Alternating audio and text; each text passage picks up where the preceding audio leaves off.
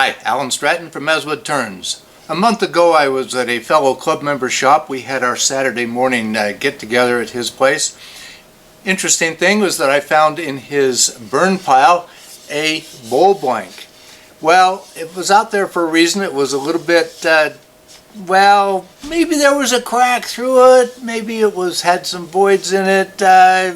Well, it apparently didn't meet his standards, but when I took it home, said, well, let me see what it takes. And well, it did take a little bit of UV resin for large voids, and thin CA for thin cracks, and thicker CA for slightly thicker cracks. But what a beautiful piece of Cottonwood Burl this turned out to be. This is well worth salvaging from the burn pile.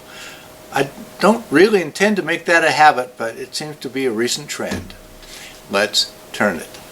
I pulled this block of wood out of a fellow club member's burn pile. It looks like he already cut a tenon and rounded it. However, the bottom has been cut back a lot, but not consistent with the tenon and the wall profile. A close look shows a possible crack through the tenon and into the otherwise solid wood. I assume he saw the crack and tried to cut it out, then gave up when he saw how much wood was gone and the crack was still there.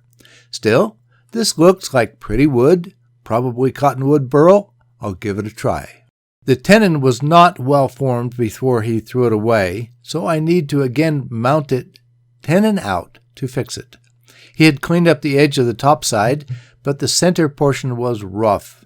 I was concerned that if I simply reversed the bowl, it would not seat well on the rough portion.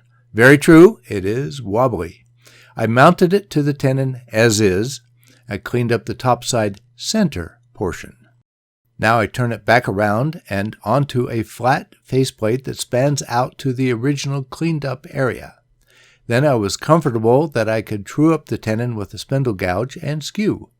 Now I can recut the bowl profile, including an extra cut above the tenon that will guide me as I turn the profile and then hollow it out. Call it funnel prevention.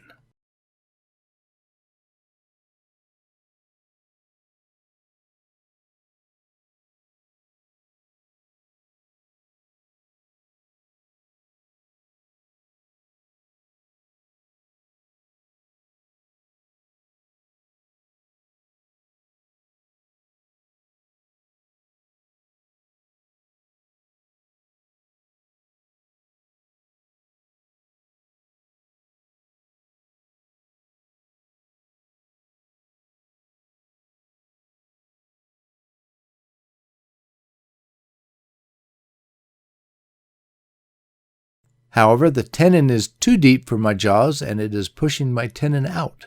I had to reverse it again and effectively shorten the tenon. Actually, I cut another step into it to avoid the issue.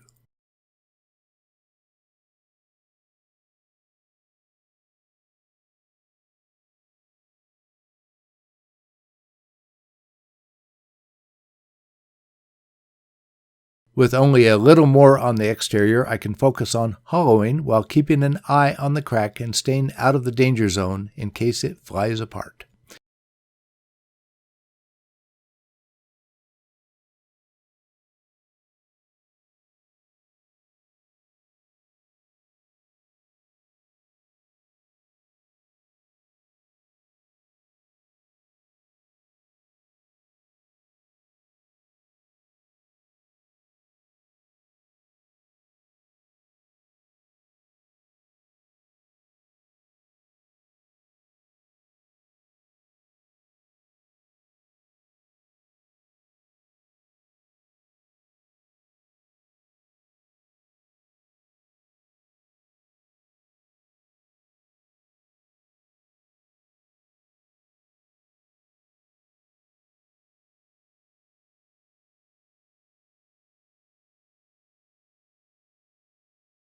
It seems dry, but I'm not sure.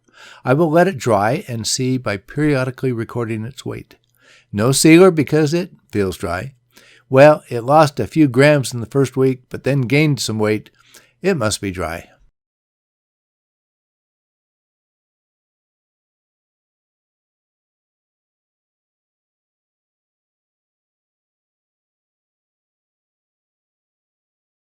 There are a couple of cracks and bark inclusions. I decide to scrape out the loose bark and fill the voids with UV curable resin. I squeeze out a bead of resin and poke it down into the void. Then expose it to UV light for a few minutes until it will not run. Then squeeze out another bead to fill it completely. For a full cure, I took it outside into the bright sun. Now I can continue hollowing to take off the extra thickness that I left earlier, in case it was still wet and could warp. It is holding together nicely, however the crack in the bottom is still worrisome. I treat it again with the UV resin.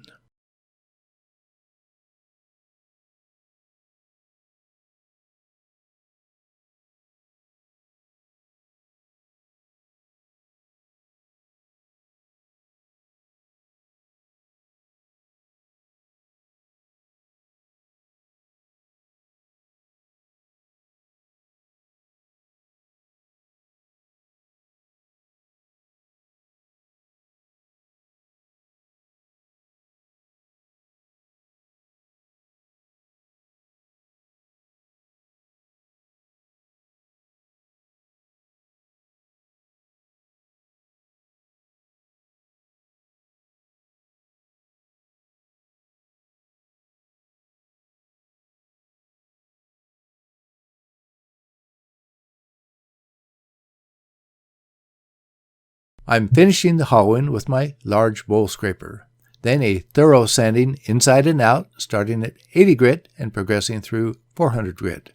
With this soft cottonwood, I paid particular attention to removing any defects with the 80 grit. After that, sanding is easy. For those who like to start with 180 or 220, you are working too hard.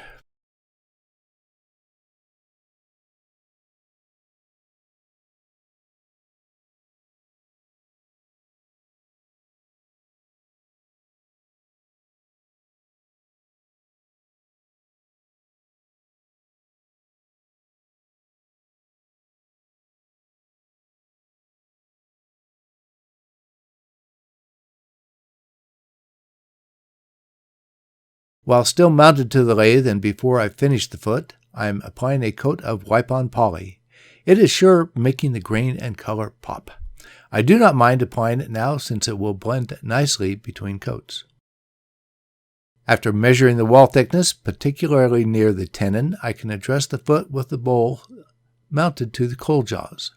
While there are other methods to do the foot, particularly jam chuck or reversing with a hold from the live center, I find the coal jaws very convenient despite the manufacturer's requirement for a slower speed. After sanding the foot area, I applied more wipe-on poly to the foot. A day later, the finish felt a bit rough. I rubbed it down with an abrasive pad and applied a final coat of wipe-on poly.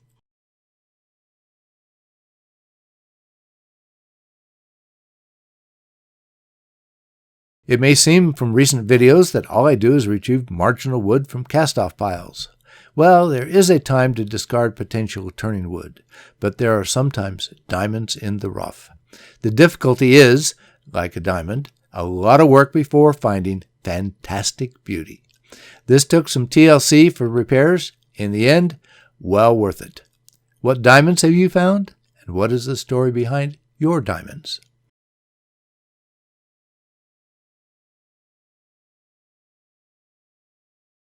Please give this video a thumbs up and subscribe to my website as well as on YouTube. Please spread the word by telling your friends about my weekly videos. I appreciate your comments and questions. Please wear your full face shield whenever the lathe is running. Yes, I nag, but I hope to save your life.